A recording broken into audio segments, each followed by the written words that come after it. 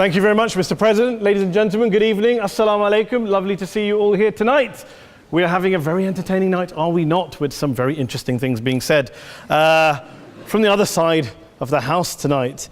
Let me begin by saying, as a Muslim, as a representative of Islam, I would consider myself an ambassador for Islam, a believer in Islam, a follower of Islam and its Prophet. So in that capacity, let me begin by apologizing to Anne-Marie for the Bali bombings. I apologize for the role of my religion and me and my people, for the killing of Theo van Gogh, for 7/7. Yes, that was all of us. That was Islam, that was Muslims, that was the Quran. I mean, astonishing claims to make in the very first speech tonight, on a day like today, where the Conservative Prime Minister of the United Kingdom is having to come out and point out that these kind of views are anathema. And I believe you're trying to stand for the Labour Party to become an MP in Brighton. If you do, and you make these comments, I'm guessing you'll have the whip withdrawn from you, but then again, UKIP's on the rise, they'll take you, the BNP, they might have something to say about your views. This is what Mehdi Hassan always does. By the way, just on a factual point, since we heard a lot about the second speaker, about how backward we Muslims all are, on a factual point, you said that Islam was born in Saudi Arabia. Islam was born in 610 AD. Saudi Arabia was born in 1932 AD. So you were only 1,322 years off. Not bad? Not bad start there. Talking of maths, by the way, a man named Al-Khawarizmi was one of the greatest mathematicians of all time, a Muslim, worked in the golden age of Islam.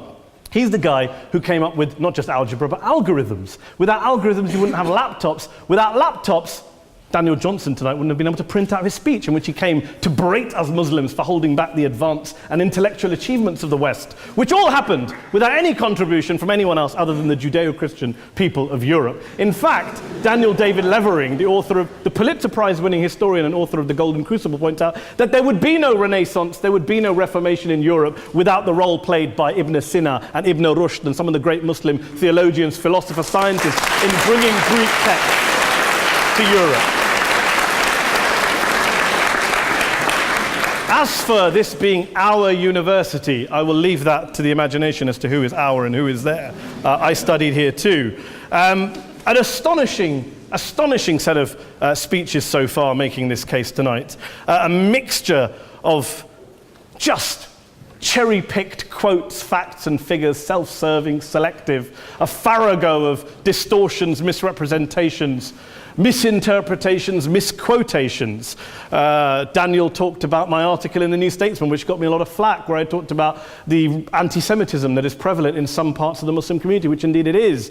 Of course, I didn't say in that piece that it was caused by the religion of Islam. In fact, modern anti-Semitism in the Middle East was imported from, finish the sentence, Judeo-Christian Europe, where I believe some certainly bad things happened to the Jewish people. In fact, Tom Friedman, Jewish-American columnist in the New York Times, told me in this very chamber last week that he believed, had Muslims been running Europe in the 1940s, 6 million extra Jews would still be alive today. So I'm not going to take lessons in anti-Semitism from someone who's here to defend the Judeo-Christian values of a continent that murdered 6 million Jews.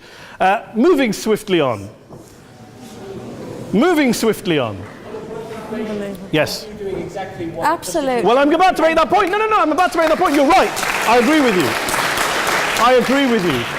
you 110%. That is my point. I don't think Europe is evil or bad. I'm a very proud European. I don't want to judge Europe on that basis, but if we're going to play this gutter game where we pull out the Bali bombing and we pull out examples of anti-Semitism in the Islamic community, then of course I'm going to come back and say, well, hold on. I mean, look, let's be very clear. Daniel here was a last-minute replacement for Douglas Murray, who had to pull out. And Douglas and I have a well-documented differences, but to be fair to Douglas, as to be fair to Anne-Marie and to Peter, atheists. Atheists see all religions as evil, violent, threatening. What the problem I have with Daniel's speech is that Daniel comes here to run this robust defense of Christianity, forgetting that his fellow Christians, people who said they were acting in the name of Jesus, gave us the Crusades, the Spanish Inquisition, the anti-Jewish pogroms, European colonialism in Africa and Asia, the Lord's Resistance Army in Uganda, not to mention countless arson and bomb attacks on abortion clinics in the United States of America to this very day. I would like a little bit of humility from Daniel first before he begins lecturing other communities and other faiths on violence, terror, and intolerance. But, no thank you. Some water. But I would say this, to address the gentleman's very valid point here, I'm not going to play that game.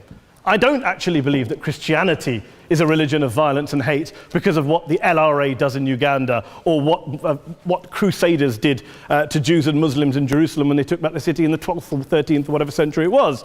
I believe that Christianity, like Islam, like pretty much every mainstream religion, is based on love and compassion and faith. I do follow a religion in which 113 out of the 114 chapters of the Quran begins by introducing the God of Islam as a God of mercy and compassion. I would not have it any other way. I don't follow a religion which introduces my God to me as a God of war, as some kind of Greek God of wrath, as a God of hate and injustice. Not at all. As Adam pointed out, you go through the Quran and you see the mercy and the love and the justice. And yes, you have verses that refer to warfare and violence. Of course it does. This is not a motion about pacifism. I'm not here to argue that Islam is a pacifistic faith. It is not.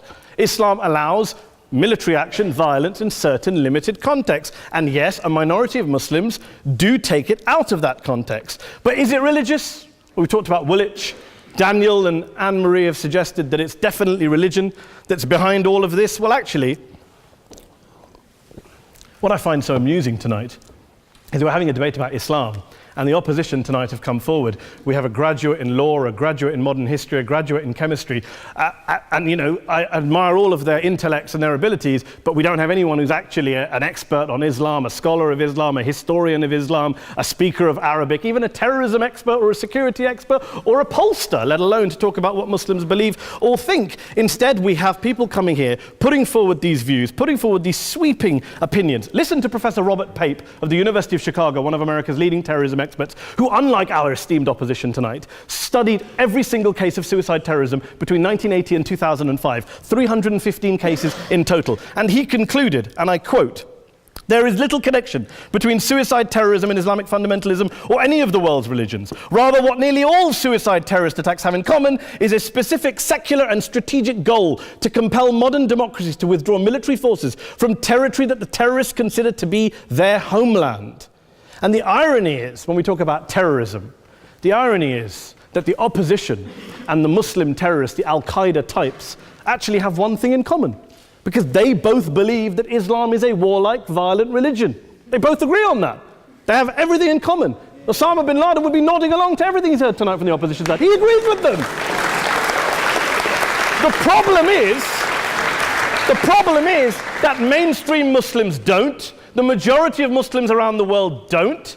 In fact, a gentleman here started quoting all sorts of polls. Gallup carried out the biggest poll of Muslims around the world, of 50,000 Muslims in 35 countries. 93% of Muslims rejected 9/11 and suicide attacks. And of the 7% who didn't, they all, when polled and focus grouped, cited political reasons for their support for violence, not religious reasons. And as for Islamic scholars and what they say, well, Daniel talks about our University of Oxford. We'll go down to Oxford Centre for Islamic Studies, get hold of a man named Sheikh Afifi al-Akiti, who is a massively well-credentialed and well-respected Islamic scholar who has studied across the world, who in the days after 7/7 published a fatwa denouncing terrorism in the name of Islam, calling for the protection of all non-combatants at all times, and describing suicide bombings as an innovation with no basis in Islamic law. Go and listen to Sheikh Tahir al-Qadri, one of Pakistan's most famous Islamic scholars, who published a 600-page fatwa condemning the killing of all innocents and all suicide bombings unconditionally without any ifs or buts. There's nothing new here. This is mainstream Islam, mainstream scholarship, which has said this for years. You don't go out and kill people willy-nilly in the high street or anywhere else on a bus or a mall based on verses of the Quran that you cherry-pick without any context, any understanding, any interpretation, or any commentary. Point of information. Please.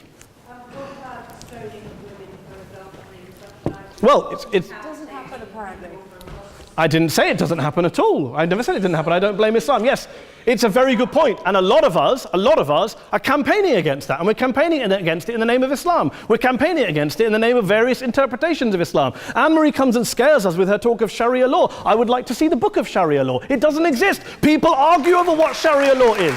And you empower the extremists by saying there is only one version. You empower them all. I don't believe you took any interruptions, Anne-Marie, so I think you should stay there for a moment. Several countries. Here's what we're dealing with. Here's what we're dealing with. We are dealing, I took your point. Here we are dealing with a 1400-year-old global religion followed by 1.6 billion people in every corner of the world, a quarter of humanity, of all backgrounds, cultures, ethnicities. And yet the opposition tonight wants to generalize, stereotype, smear in order to desperately win this debate. And here's my question, if we're going to generalize and smear.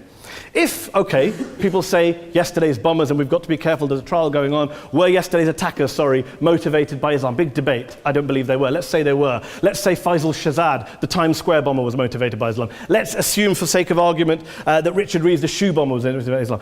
If Islam is responsible for these killings, if Islam is what is motivating these people, and Islam is therefore not a religion of peace, a religion of war, then ask yourself this question: why aren't the rest of us doing it? Why is it such a tiny minority of Muslims are interpreting their religion in the way that the opposition claim they are? Let's assume there are 16,000 suicide bombers in the world. There aren't. Let's assume there are for the sake of argument.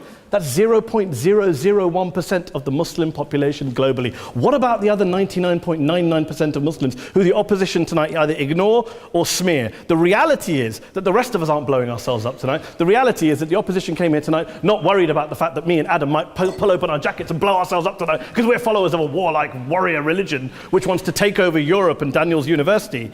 The issue is this.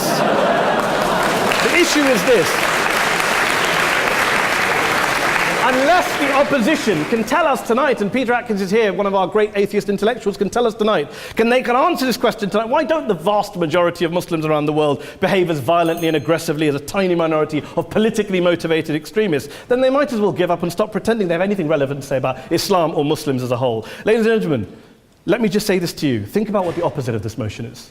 If you vote no tonight, think about what you're saying the opposite motion is. That Islam isn't a religion of peace, it's a religion of war, of violence, of terror, of aggression. That the people who follow Islam, me, my wife, my retired parents, my 6-year-old child, that 1.8 million of your fellow British residents and citizens, that 1.6 billion people across the world, your fellow human beings, are all followers, promoters, believers in a religion of violence. Do you really think that? Do you really believe that to be the case? They say that in the Oxford Union, the most famous debate was in 1933 when Adolf Hitler looked out for the result of the King and Country motion, where they voted against fighting for King and Country, and Hitler was listening out for the result. Well, tonight, 80 years on, there are two groups of people around the world who I would argue are waiting for the result of tonight's vote. There are the millions of peaceful, non-violent, law-abiding Muslims both in the UK, Europe, Asia, Africa and beyond, who see Islam as the source of their identity, as a source of spiritual fulfillment, of hope, of solace. And there are the phobes, the haters, the bigots out there who want to push the clash of civilizations, who want to divide all of us into them and us and ours and their. Ladies and gentlemen, I urge you all not to fuel the arguments of the phobes and bigots. Don't legitimize their divisions. Don't legitimize their hate. Trust those Muslims who you know, who you've met, who you hear, who don't believe in violence, who do want you to hear the peaceful message of the Quran as they believe it to be taught to the majority of Muslims, the Islam of peace and compassion and mercy, the Islam of the Quran, not of Al-Qaeda. Ladies and gentlemen, I beg to propose this motion to the House. I urge you to vote yes tonight. Thank you very much for your time.